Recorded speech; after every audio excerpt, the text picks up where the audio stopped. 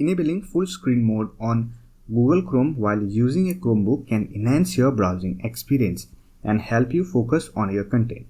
To activate full screen mode on Chrome, follow this quick and easy tutorial. So that's been said, let's get started.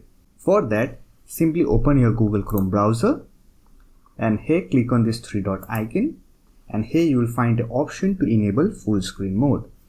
Simply click on this icon.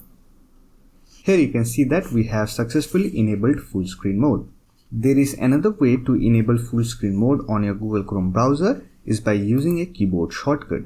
For that, on your Chromebook keyboard, you will find a dedicated full screen key. Simply press that key to enable full screen mode on Google Chrome. You can also use this key to disable full screen mode. So that's it. This is how you can activate full screen mode on Google Chrome. I hope this video was helpful to you. If you found this video helpful, don't forget to hit that like button and subscribe the channel for more videos like this. Bye for now. See you next video.